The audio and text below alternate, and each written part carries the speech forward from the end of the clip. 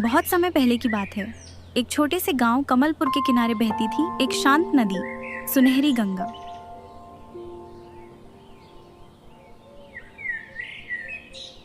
इसी नदी के किनारे एक टूटी फूटी झोपड़ी में रहता था रघु मछुआरा और उसकी बूढ़ी माँ गंगा देवी।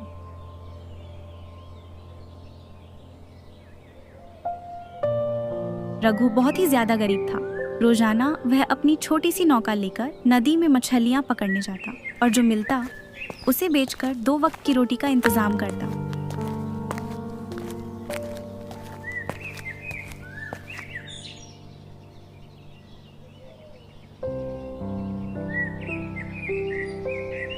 गंगा देवी उम्र के अंतिम पड़ाव पर थी।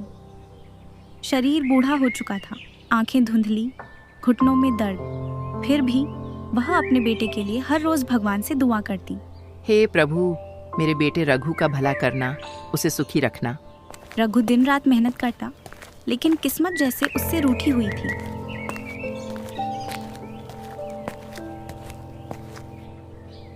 कभी जाल में मछलियां बहुत कम फंसती, कभी नाव में छेद हो जाता, कभी नदी में बाढ़ आ जाती।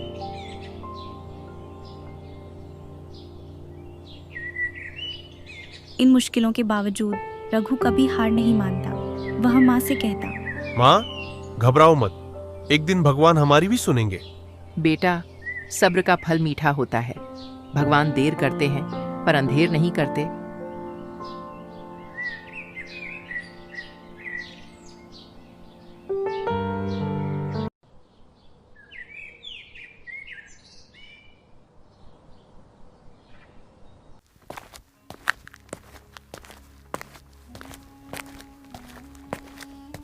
एक दिन रघु हमेशा की तरह सुबह उठकर अपनी नाव लेकर नदी पर गया।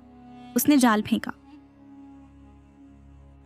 कुछ देर बाद जब उसने जाल खींचा तो देखा कि उसमें सिर्फ एक मछली फंसी थी, वह भी बहुत छोटी।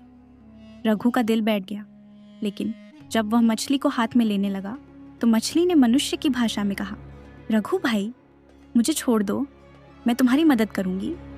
रघु हक्का बक्का रह गया। जीवन में पहली बार उसने किसी मछली को बोलते सुना था। वह बोला, तुम कौन हो? मछली बोली, मैं जल की देवी का दूत हूँ। जिसने भी मुझे मुक्त किया उसके जीवन में सुख संपत्ति आएगी। रघु का मन डगमगाया। भूख और गरीबी से जूझता हुआ इंसान कैसे विश्वास करे, लेकिन उसकी माँ ने सिखाया था कि कभी भी दया, करुणा और विश्वास को न छोड़ो।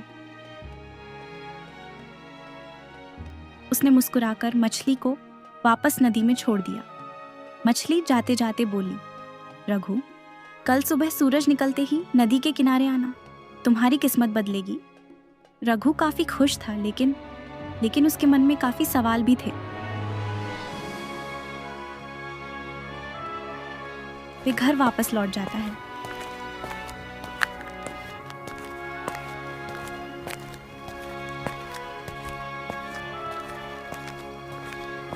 जब वे घर पहुंचता है तब उसकी माँ उससे बोलती है, क्या हुआ बेटा, आज तुम खाली हाथ आए हो?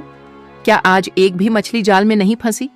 नहीं माँ, मछली तो जाल में फंसी थी, लेकिन मैंने उसे छोड़ दिया। माँ, वो जब मैंने उस मछली को पकड़ा तब वो मछली बोलने लगी। उसने मुझसे कहा कि मैं जल की देवी का दूत हूँ, जो मुझे छोड़ देता है उसके जीवन में सुख समृद्धि आती है। ये बात सुनकर रघु की माँ बहुत खुश हुई और बोली, बेटा, तुमने उस मछली को छोड़कर बहुत अच्छा किया। मुझे तुम पर गर्व है कि मैंने ऐसा बेटा पैदा किया है जो इतना दयालु है। बेटा, तुमने जो किया है तुम्हें उसका फल अवश्य मिलेगा।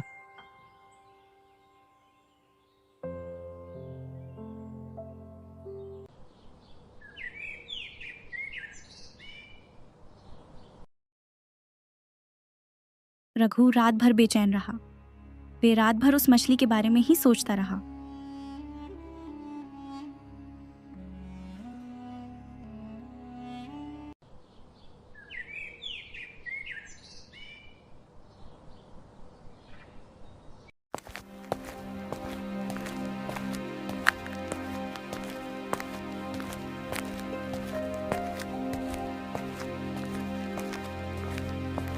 सुबह होते ही रघु नदी के किनारे गया। वहां उसे एक चमचमाता हुआ संदूक मिला।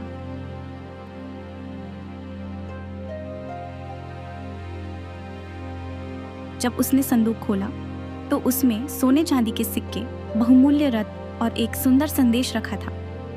यह तुम्हारी ईमानदारी और दया का इनाम है। रघु की आंखों से आंसू बह निकले। वह दौड़कर मां के पास आया और उन्हें सारी बातें बताई।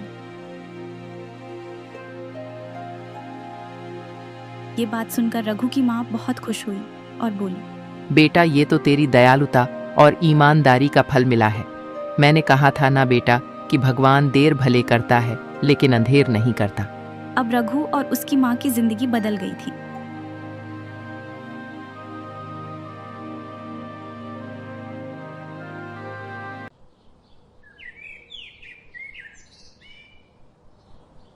उन्होंने सबसे पहले गांव के मंदिर में कुछ सोने के सिक्के दान कर दिए। उसके बाद गरीबों में अन्न और वस्त्र बांटे।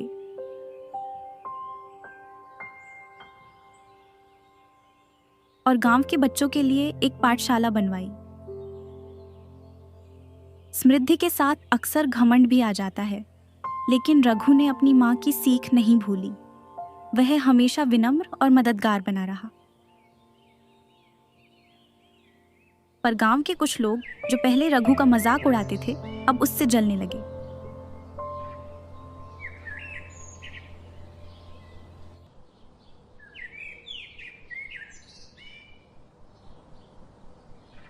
एक दिन गांव का एक लालची जमींदार भैरव सिंह रघु के पास आया और बोला, रघु, सुना है नदी में कोई जादुई मछली है, मुझे भी उसके बारे में बता दे, मैं तुझे बहुत इनाम दूंगा।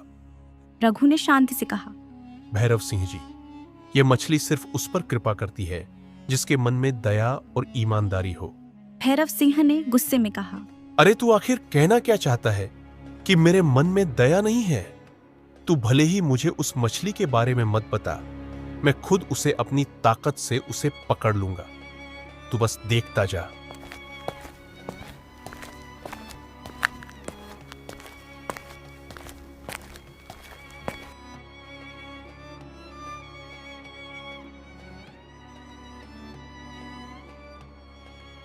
भैरव सिंह अगले दिन कई नौकरों के साथ नदी पर गया। उसने बड़े बड़े जाल फेंके। जाल में बहुत सारी मछलियां फंसी, पर वह जादुई मछली कहीं नहीं मिली।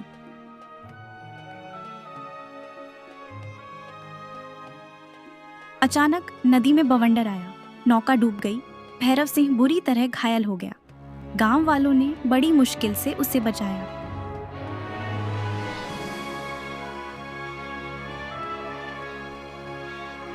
गांव के बुजुर्गों ने समझाया, लालच का अंजाम हमेशा बुरा होता है। भैरव सिंह ने भी सबक सीखा और रघु से क्षमा मांगी। मुझे माफ कर दो रघु, मैंने तुम्हारी बात नहीं मानी, मुझे उसी का फल मिला है।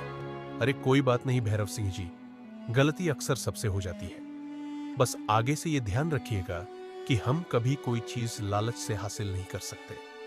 भगवान को लालच बिल्कुल भी पसंद नहीं है।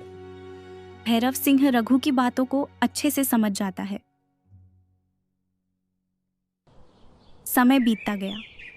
रघु ने अपनी संपत्ति का घमंड नहीं किया।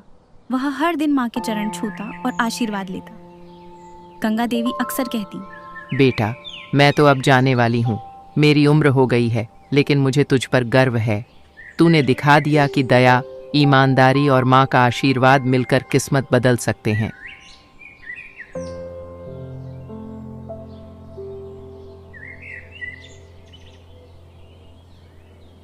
एक दिन गंगा देवी ने शांत भाव से अपने प्राण त्याग दिए।